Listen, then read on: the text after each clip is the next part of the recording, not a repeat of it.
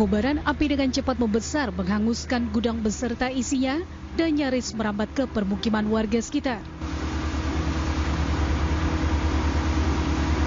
Menurut warga, api berasal dari dalam gudang disusul kepulan asap tebal. Diketahui gudang tersebut merupakan tempat penyimpanan bahan bakar minyak jenis solar. Banyaknya material yang mudah terbakar di dalam gudang, serta ramainya warga di lokasi kejadian, menyulitkan petugas menuju lokasi kebakaran.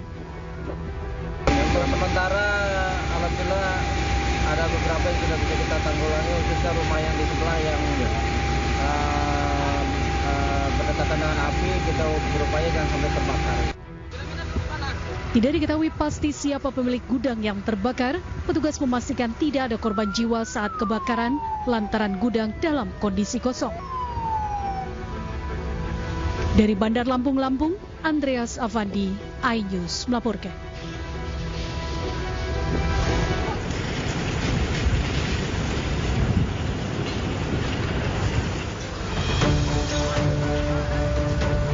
Kebakaran hebat menghanguskan sebuah bangunan pabrik tekstil di Kecamatan Bale Endah, Kabupaten Bandung, Jawa Barat, Senin siang. Kobaran api diduga muncul dari bagian gudang penyimpanan mesin dan bahan tekstil. Banyaknya material mudah terbakar membuat api terus membesar dan menghanguskan hampir seluruh bangunan pabrik. 7 unit mobil pemadam kebakaran dan 30 personil dikerahkan ke lokasi. Meski tak menimbulkan korban jiwa, 1 orang pekerja pabrik menderita luka bakar dan dilarikan ke puskesmas terdekat.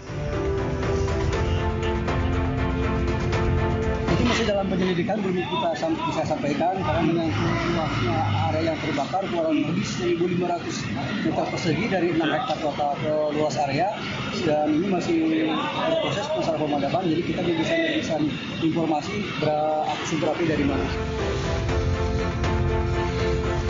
Sementara itu, pihak kepolisian hingga kini masih melakukan penyelidikan untuk mengetahui penyebab pasti terjadinya kebakaran.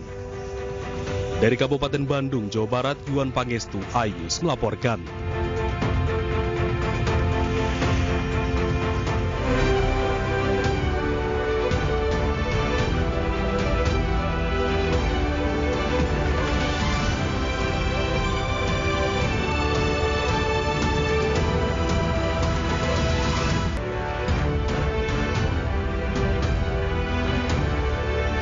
Halo, selamat pagi pemirsa, News Pagi kembali hadir melengkapi informasi Anda pagi hari ini. Iya, selain 3 berita utama tadi, sejumlah informasi menarik lainnya juga telah kami siapkan khusus untuk Anda. Bersama saya, Bayu Pradana. Dan saya Galuh Pandu, inilah News Pagi selengkapnya.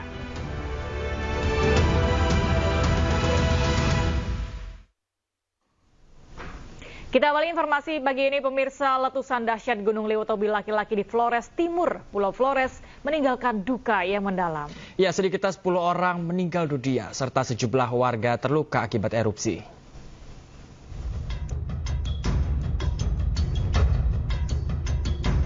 Letusan Gunung Lewotobi laki-laki di Flores Timur, Pulau Flores, NTT, Minggu malam merenggut korban jiwa.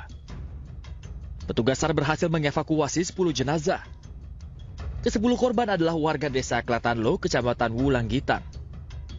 6 orang diantaranya adalah satu keluarga besar yang tertimbun reruntuhan material dan rumah. Begitu pula 3 orang lainnya. Petugas gabungan kesulitan mengevakuasi para korban karena korban terjebak di dalam tanah. Sementara kerusakan rumah yang ludes terbakar dan jumlah korban luka yang sudah dibawa ke rumah sakit masih dalam identifikasi. Minum sebentar, pas mau tutup mata, langsung bunyi besar itu. Bunyi ledakan. Ya, ledakan. Aku teriak-teriak mamaku apa semua. Kami ketimbun sama tanah. Sudah rata semua, bro. Saya langsung bawa mereka semua lari. Anakku sama istriku sampai dibawa, kami jatuh lagi di depan situ. Dibawa simpan di sini rumah. Nenek beda punya rumah. Jadi saya minta tolong nenek beda ke sana. Aku ambil air 1 ember di situ, aku siram dapur, panggil mama, mereka tidak ada suara. Bur, satu ini gunung meletus, gunung meletus. Gunung Lewotobi laki-laki di Kabupaten Flores Timur, Nusa Tenggara Timur kembali erupsi pada Minggu malam. Letusan ini memuntahkan material vulkanik yang menghantam permukiman. Warga pun panik dan berlarian menyelamatkan diri sesaat setelah Gunung Lewotobi laki-laki meletus disertai hujan abu vulkanik dan batu kerikil. Ribuan warga kini terpaksa mengungsi ke tempat aman. Kini status Gunung Lewotobi berada di level 4 atau awas dan dihimbau kepada warga di sekitar lereng untuk tetap waspada. Dari Flores Timur, Nusa Tenggara Timur, Joni Nura, iNews melaporkan. Angin kencang yang melanda kawasan Wonoayu, Sidoarjo, Jawa Timur membuat sejumlah pohon tumbang di badan jalan raya. Selain itu, pohon juga menimpa sebuah warung makan. Tidak ada korban jiwa dalam peristiwa tersebut.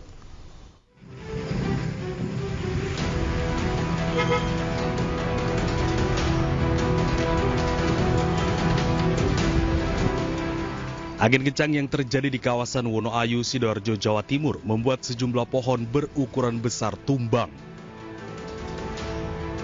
Pohon tumbang juga menimpa sebuah warung makan yang berada di lokasi kejadian. Tidak ada korban jiwa dalam kejadian tersebut. Di saat pohon tumbang juga tidak ada pengendara yang melintas di badan jalan raya Pilang Wonoayu. Akibat tumbangnya pohon dampak angin kencang membuat arus lalu lintas jalur Sidoarjo menuju Krian dan sebaliknya mengalami kelumpuhan hingga 1,5 jam.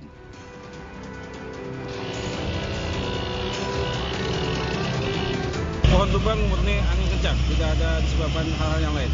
Korban jiwa nihil, hanya kemacetan biasa karena ketutup jalan. Ini sudah terevakuasi.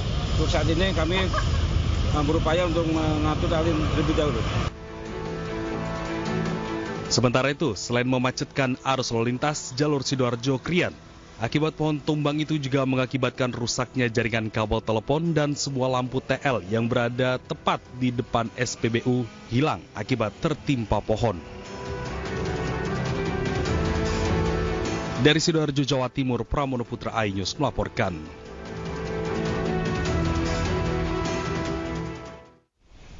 Beralih ke informasi lain, pemirsa, Majelis Hakim memvonis 20 tahun penjara Yuda Arfandi terdakwa kasus pembunuhan Dante, putra artis Tamara Tiasmara di Pengadilan Negeri Jakarta Timur. Yuda Arfandi terbukti melakukan pembunuhan berencana dengan menenggelamkan korban di kolam renang.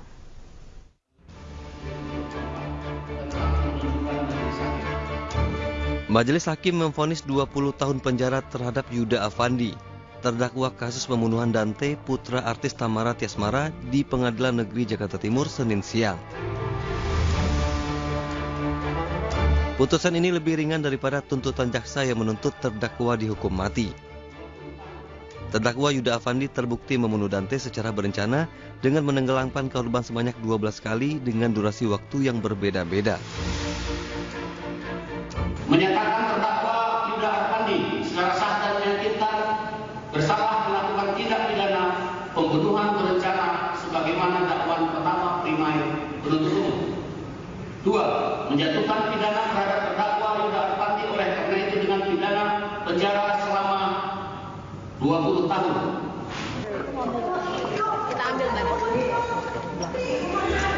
Sempat terjadi protes pihak keluarga Dante dan rekan Tamara Tiasmara usai vonis 20 tahun diputuskan. Pihak keluarga menyebut putusan tersebut tidak sebanding dan meminta Yuda dihukum mati. Namun terdakwa menyatakan banding.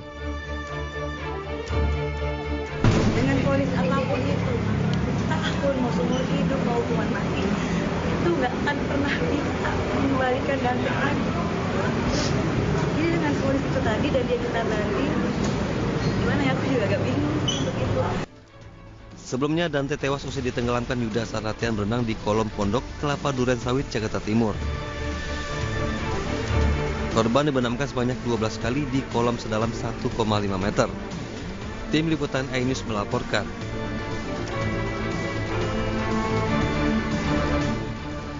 Lima anggota komplotan perampok spesialis minimarket terekam CCTV saat beraksi di Sukabumi, Jawa Barat. Setiap beraksi, komplotan ini kerap membobol atap dan plafon lalu menguras barang dalam minimarket.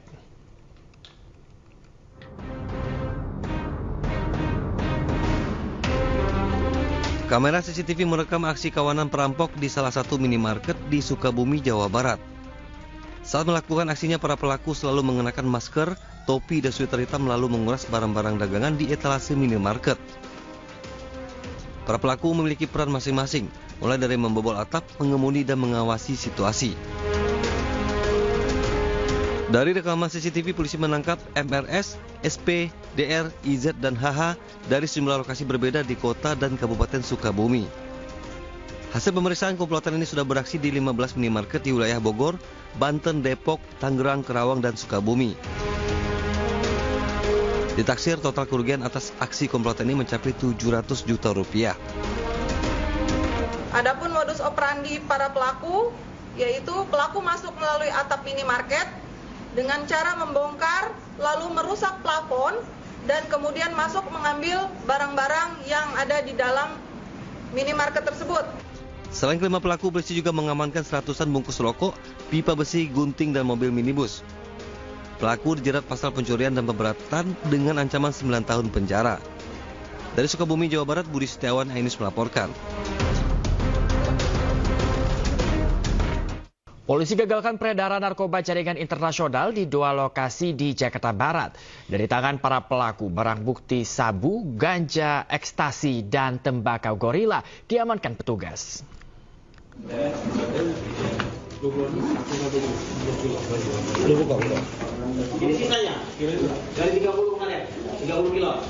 Petugas dari Satuan Reserse Narkoba Polres Jakarta Barat menggagalkan peredaran narkoba jaringan internasional di sebuah hotel kawasan Kembangan dan Cengkareng, Jakarta Barat.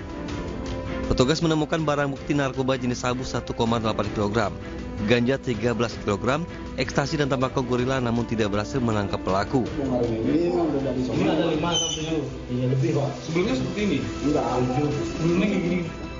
Penggerebekan narkoba ini untuk mensukseskan 100 hari kerja Presiden dalam pemberantasan narkoba. Adapun tim saat ini sedang melaksanakan pengembangan dan penyelidikan lebih lanjut dan kami mohon doa restunya semoga kami bisa dapat mengungkap jaringan narkoba internasional dan ini adalah wujud bentuk dari mensukseskan program pemerintah, program Bapak Presiden. Kasus ini masih dalam pengembangan untuk menangkap bandar narkoba jaringan internasional yang yakni masih dalam perburuan. Dari Jakarta, Miftahul Gani, Ainus melaporkan. Satuan Polisi Air Polres Tanjung Balai mengamankan puluhan kilogram sabu di Sungai Silau, Kota Tanjung Balai, Sumatera Utara. Pelaku kabur saat dikejar kapal patroli yang curiga saat melintas di pos polisi air.